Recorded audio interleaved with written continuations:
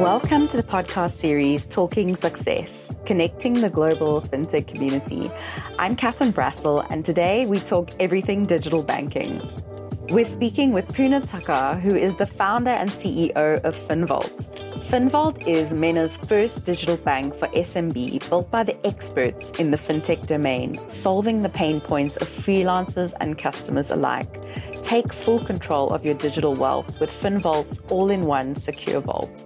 FinVault aims to be at the forefront of creating a digital solution with their own technology stack. FinVault aggregates your personal information and financial accounts into a digital identity you can use for signups anywhere online without compromising security. They provide a digital KYC solution, a mobile banking experience, including transfers, payments, and so much more, all using their super app. Thank you so much for joining us today, Punit, on the podcast. How have you been? I've been doing amazing and fantastic. Thanks for asking. How about you, Catherine? Yeah, very well, thanks. And how are things in Dubai at the moment?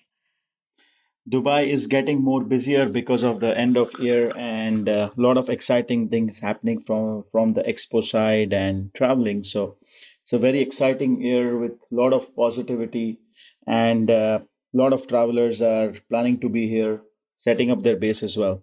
So Brilliant. Very interesting days. So it's going to be a good start to the new year then. Absolutely. Awesome. Super excited for that. Brilliant. Yeah, we'd love to hear a bit more about your personal career journey and really just what led you to found FinVault. Sure, Catherine. So I have been a technology guy in my career. I started as a hardcore programmer in my early days, and I realized that just the technology is not what I believe in. And then I started working with various fintech companies, including PayPal, Checkout, PayTabs, Teller, where I basically held leadership positions there, build the entire business, especially on the strategy expansion and business development. So coming from my career side, I started working as an early team in PayPal India, built the PayPal Foundation in 2011, worked with checkout.com, also focusing on building the country, specifically India. Very, very early days of checkout.com as a part of the team in like the seventh employee in checkout, second employee in PayPal. Wow. Worked with Teller again, built the entire Teller business, which is basically a payment processor as well. My journey always has been in fintech, mainly not only from the business development side of things, but mainly on the strategic side and also building the product and innovation. So my last job was with PayTabs, which was one of the top payment gateways and processors in the Middle East and North Africa, headquartered in Saudi, and I held a leadership position there, built the company from zero, took it to a point where they have 28 offices in 28 countries. And now the team is almost 200 people. Wow. So I was like the second employee and basically was running the show. Later, last 2 years, I was trying to figure out that payment processing and payment gateway is just a commodity, because ultimately a customer goes to a payment page for a merchant, makes a transaction, the transaction goes through, the merchant gets the money. And that's where the entire passion of building my own business started. So my journey was very interesting. I met a gentleman, his name is Chris, and we were actually supposed to acquire his company, where I was focusing on mergers and acquisitions in PayTabs as well. And that's where I realized that the biggest pain point is not by processing payments, but the biggest pain point is giving bank accounts. Yes. And it's a mass adoption, because if you think of a normal person or an SMB, a small medium business, not having a bank account, he will never have a payment processing solution. That's where the entire idea started.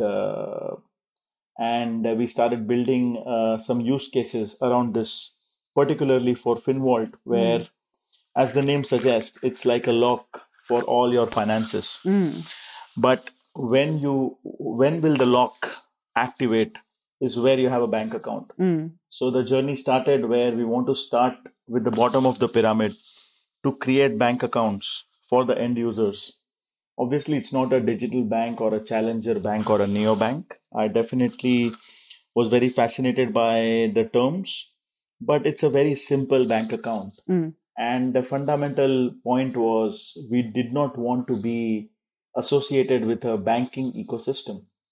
That's where we thought, why not we basically create a bank and build something which is very decentralized. Yeah. And that's where we started creating a bank or a wallet, I would say, Okay. which basically is a bank account using DeFi, which is decentralized finance. Yeah. And I mean, sort of talking about innovative solutions, and you've obviously spoken a bit about what FinVault are doing, but how really are FinVault sort of serving the markets in terms of offering sort of innovative solutions, and also obviously on the back of, or currently in a global pandemic. It'd be great to sort of understand a bit more about, the sort of solutions that FinVault are offering. Sure, Catherine. So I'll start in this particular question. I'll try to answer it in 3 points. Mm-hmm. The first point was obviously what is innovative about this. So I'll take that up and then probably answer the other 2 points. Yeah. So when you talk about a conventional bank, it's all paper-based banking where you basically, a traditional bank needs a complete KYC, and then you have a bank account, and ultimately you have a bank account which basically ends up giving you no interest in emerging markets. Now, why we were innovative is everyone talks about blockchain, everyone talks about Web3, decentralized finance, creating their own crypto coin.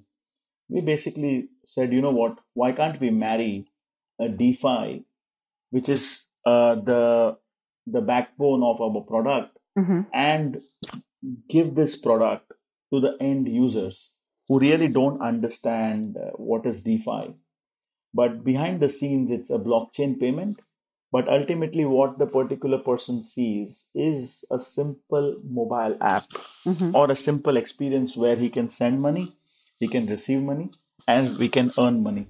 So, what was innovative in this product is basically creating an ecosystem of an account and using DeFi as a backbone. Okay. So the state of the art technology is everything is built in house, and we actually started to use a stable coin, which is a decentralized coin backed up by 1:1 fiat currency, Okay. and created bank accounts using stable coins, which is very innovative because the end customer does not need to worry about what is happening behind the scenes.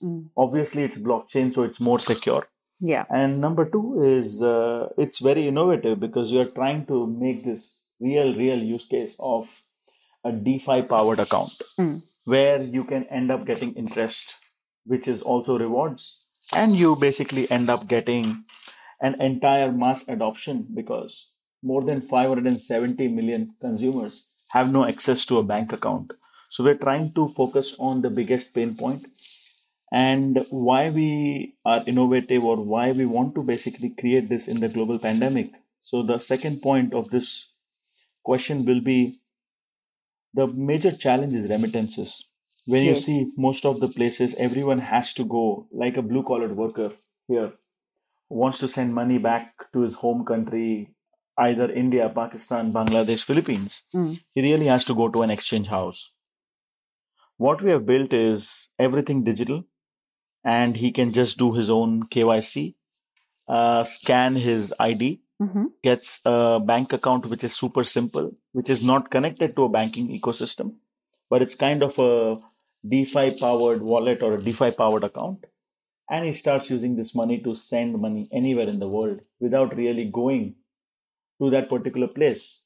Last year, there was a complete lockdown in Dubai. Yes. And just trying to correlate that with other countries, most of the people were not able to send money back to their hometown. One is because they cannot go to the exchange house, it was locked down, and though they don't have an access to a mobile banking app because they don't have a bank account. So that was something where we felt there's a huge demand of people to use this. One, because they really want to pay online. They don't have an access to the traditional ecosystem because they are still underserved. And we want to basically focus on the common man. And if you see, it's the next billion people who are really struggling to really send money to their home countries. And in the pandemic, people completely went digital and they were still underserved.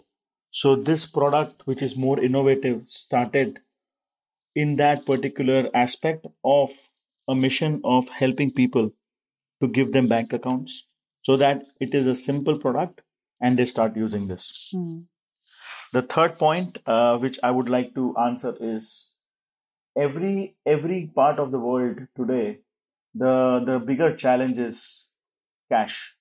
Yes. So we are trying to create a product which is very digitally transformed, and also this particular product becomes more like a transactional product plus a savings product.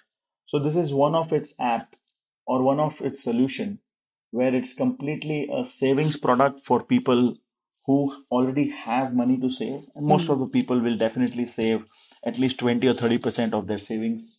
That's awesome. So it's more like a combination of a transactional product and a wealth product.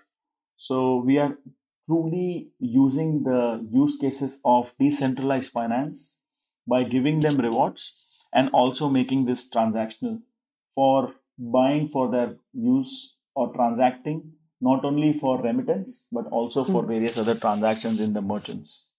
No, that sounds amazing. And I know FinVault are launching soon in the UAE and in Europe. What can listeners get excited about and expect for this year?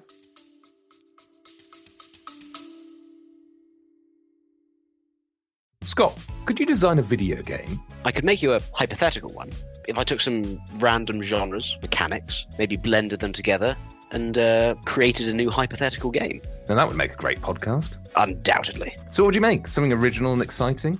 A Dark Souls city builder? A co-op roguelike? Everything. All of that. We could use the Nemesis system from and put it in a first-person shooter. And we could have a loot system with survival mechanics and motion controls. And maybe you could... I don't know, save a kingdom from some out-of-control toasters. What about party? Catch the Gaming Blender on all your favourite podcast platforms.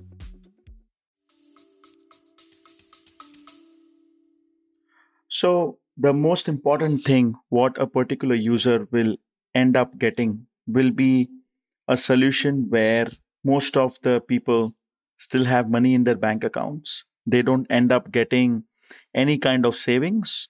So our version 1, the proof of concept will be for the end consumers, where they end up keeping this money like a savings product, like a savings pot, and they basically end up getting rewards up to 5%. So for the end consumers, it's a very simple user experience. They'll load up money from any of their bank accounts absolutely for free. The moment the money is already there in their DeFi powered account, they start getting interest every second. So the first use case for the users in Europe, UK, and UAE will be a savings product, or I would say a wealth management product, where they end up getting interest. And we are planning to launch and roll it out soon in the next 4 weeks. We already have done the use cases around it with 200 users. It works fantastically fine. Awesome. And the best thing about this is it not only gives them an opportunity to demystify decentralized finance, but it also gives all the benefits what a normal decentralized finance user will get. So we are trying to simplify the use case or the experience of decentralized finance, which can be a mass adoption. And in the next 3 months, this particular product will also be rolled out as a closed loop ecosystem, which means a particular consumer having a FinVault account will end up using this for any of their purchases using a QR code and the particular merchants will get instant settlements. So the way this product will work is the first use case is for customers, where they will end up using this and get all the benefits of remittances, paying their cross-border bills, loading up their account and paying for their airtime top-ups. Most importantly, saving money by keeping this in the savings pot. For the end merchants or the SMBs, the small and medium businesses, this will be more like a transactional product where using a QR code, they will be able to accept this particular users to make a transaction where they don't have a bank account, they don't have any kind of products. They will also be able to use this particular product for transactions. So we are planning to launch and roll it out in Europe. We've got the necessary licenses to roll this in Europe and UK. And very soon, we are also planning to roll it out in UAE. And we are in a final stage of getting the licenses as well. Okay. And, it would be great to kind of understand, you personally, founding FinVault. It would be great to sort of unpack a little bit more of kind of, how are you managing, all the people that you're working with? What is your sort of leadership style? And how are you actually sort of honing in on business performance at FinVault? Sure. So, Catherine, we only have people who have a great passion to build something. So, great passion only comes when you empower them. You always want to make sure that you're not surrounded by your well-wishers or your community, but you're surrounded by people who have the right DNA and the right passion. So the way Chris and myself founded this company was with one mission of creating bubbles in every areas. Now, to give you a perspective of that, we have a founding team who already believed in us, and they started working relentlessly in the evenings. And now they are all full-time employees and full-time team already in the organization. Now, why they are so motivated and passionate about building this is for two reasons. One is they are empowered on making mistakes. They have to think wild, and they have to basically focus on creating an impact. We are not trying to create a product for charity, but at the end of the day, we are creating something which helps the end consumer who does not have a bank account and who wants to basically save money. So the teams what we have are completely passionate in their areas. So the first is we have a multicultural organization. So we have 9 nationalities already in the company, including people from India, Nigeria, Greece, Europe, Ukraine, Ireland, and France, Sudan. So we have a lot of, and Egypt as well. So we have a lot of nationalities. One, that's why it creates a very interesting environment. And number two is every particular person in the team is responsible for their own bubble, which means they are the CEO of that particular bubble. I like that. They take the decisions and they are empowered to make mistakes. You can't make the same mistakes, but you are getting this particular opportunity to stretch your comfort zone and create something impactful. And I'll give you an example. We have the head of design and the head of technology. They said, why do you want to do and create 5 clicks for a person? One is because he will not understand how this entire experience works. Why not we just have a QR code? Let him scan a QR code and he automatically gets all the data loaded. Okay. Why does he have to click on a camera when he's actually trying to take a selfie for his KYC? It should automatically go behind the scenes. So whatever is the heavy lifting needs to be done behind the scenes. But the app should be absolutely simple in terms of experience. Yeah. That's what drives value for a common user. Yeah. UX. If you think of a sophisticated user, it absolutely is completely different. But for a simple use case, it's a product which is built for a normal person. And creating a bubble of every team or every function is how they get passionate and how they get excited to build and think out of their creativity. That's great, and it's nice to know that that you are giving, empowering your teams and your individuals to not only make mistakes but learn from them and thrive. Yes. And can you just unpack some of, talking about sort of the cross-pollination and synergies sort of revolving around the fintech, e-commerce, digital transformation? If you could unpack some of those cross-pollinations for us, that would be great. So, especially when you talk about most of the companies and most of the use cases, Catherine, are regarding applications. Now, with the advent of new technologies, the world has become connected.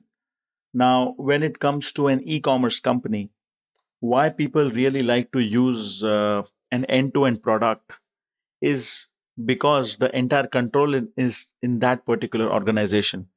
So the cross pollination between an e-commerce, logistics, and fintech is very simple. If all of these particular three things are in the same ecosystem, the impact is better because you can control each and every aspect. Now, let me give you an example.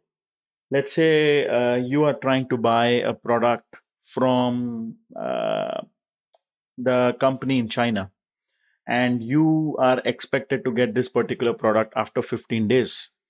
And this particular product needs to be shipped from some other supplier. That is the biggest challenge. The experience should not be broken. Everything should be connected. Compared to an Amazon equivalent, when you want to particularly buy a product, even from the Amazon US, you're not worried because what you see is Amazon. What you basically get is also from Amazon. And what you pay is also in that particular Amazon closed loop ecosystem. Yeah.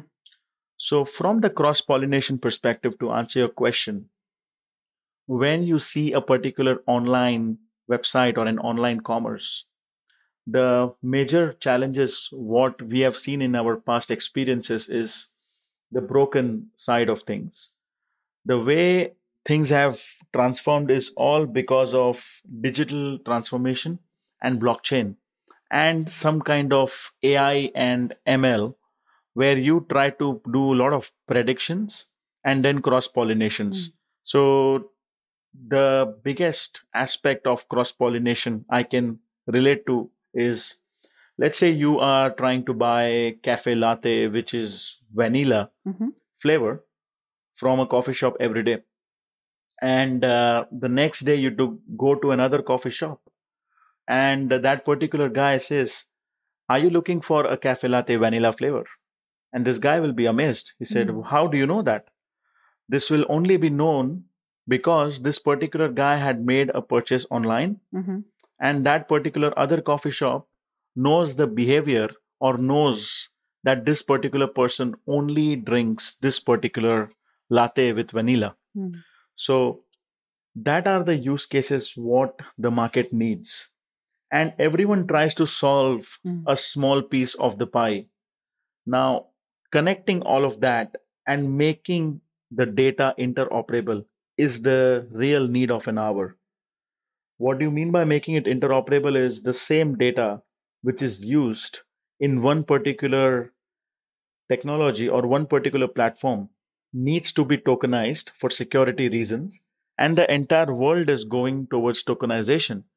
So if you want to basically buy a particular product and you've already done your KYC on that particular company, you really don't want to do a KYC on another company where you have already bought this particular products.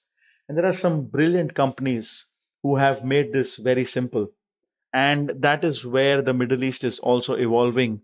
And thanks to the free zone authorities and the government, and of course, the other regulators who have been very supportive in open banking and open infrastructure, because this clearly outlays the foray of using artificial intelligence and creating some neural networks for interoperable data.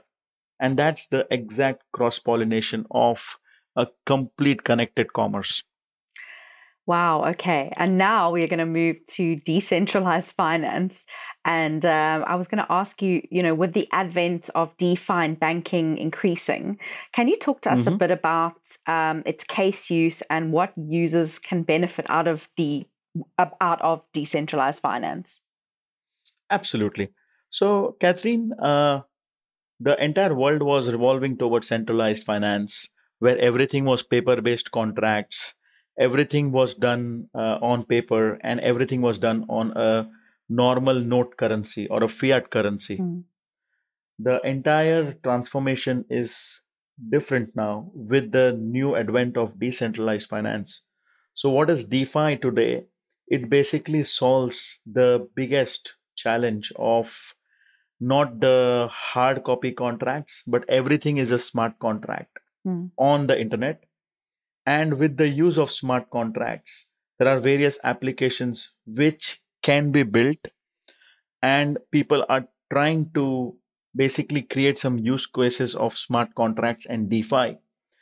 For this particular question, the way this should work is every decentralized finance user needs to be attached with identity and basically given a bank account, essentially in such a way that not only that particular customer gets the benefits, but also he enjoys all the other advantages of security.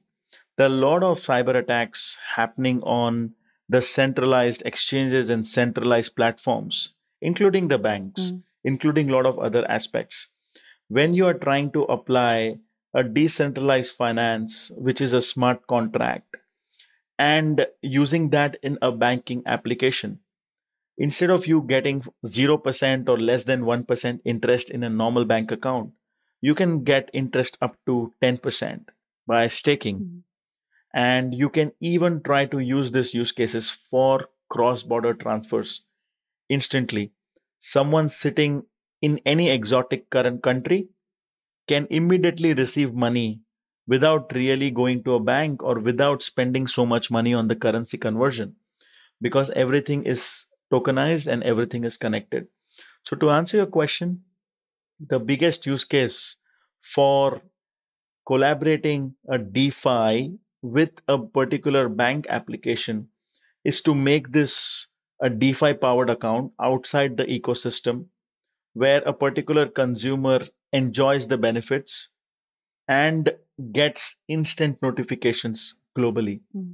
That leads to another answer, which is a very, very interesting point, is most of the countries in emerging markets have a lot of reconciliation and settlement issues along with their taxation. With the use of DeFi and with the use of banking, this completely can transform to automated ledger systems, which is called as distributed ledger technologies. And that's why you've seen a lot of countries adopting a digital currency, which is called as a CBDC. And that is a real use case of a digital currency where you can not only end up having that particular currency revolve in that country, but also make sure that this particular currency can be used and transformed globally anywhere and everywhere.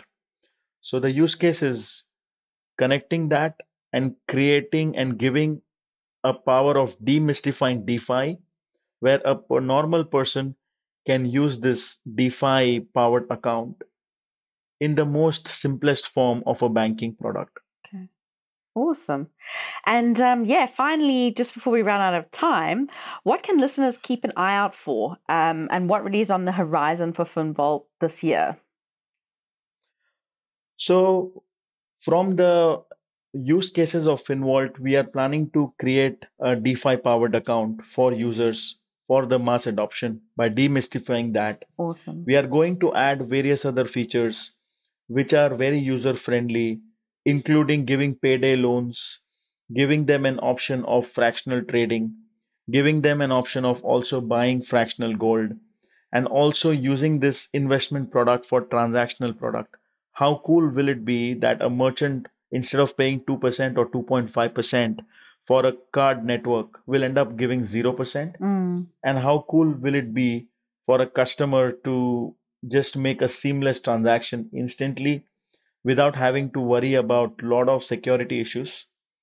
So that is something which we are trying to build, and we are creating this particular use cases not only from the payout side of things, but also from a P2P side of things where someone can do a peer-to-peer transfer, from a B2C where, and also from a B2B side. So, and not only for one particular country, but this becomes a global processor in global countries. So for the users, people have to definitely look out for new products from FinVault, which are going to be launched.